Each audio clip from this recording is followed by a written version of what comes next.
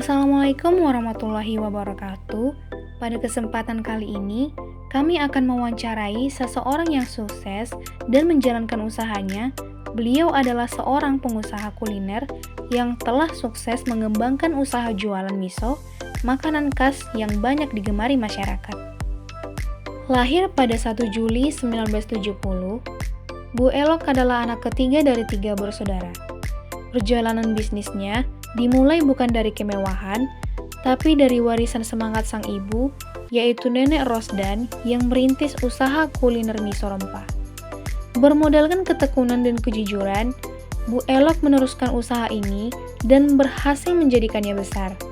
Kini, miso rempah berdiri tegak dengan 4 cabang di Gading Marpoyan, Garuda Sakti Kilometer 2, Parit Indah, dan Cipta Karya. Orang sukses punya cerita, tapi hanya sedikit kisah menyentuh hati dan menyalakan semangat.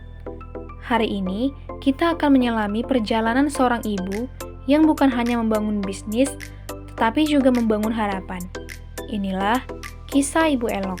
Dengan omset harian mencapai 6 juta rupiah, bisnis ini mengalirkan pendapatan sekitar 180 juta per bulan, bahkan lebih dari 2 miliar per tahun.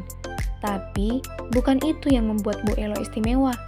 Di balik angka-angka itu, ada nilai yang jauh lebih tinggi.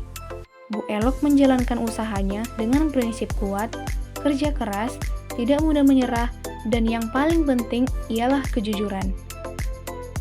Dalam segala kesehariannya, beliau dikenal sebagai pribadi yang taat dan tidak pernah lupa beribadah, dan selalu mengingat Allah dalam setiap langkah. Ia juga dikenal dermawan, rajin bersedekah, berinfak, dan tidak pernah lupa bersyukur atas setiap nikmat yang Allah berikan. Bu Elok tidak membangun usaha ini dalam semalam. Konsistensi beliaulah yang menjadi fondasi. Setiap hari, bangun pagi, memastikan rasa, kebersihan, dan pelayanan berjalan tanpa celah. Karena semangat boleh naik turun, tapi konsistensi harus tetap jalan. Senyum, sapa, dan tutur kata yang ramah adalah ciri khas beliau.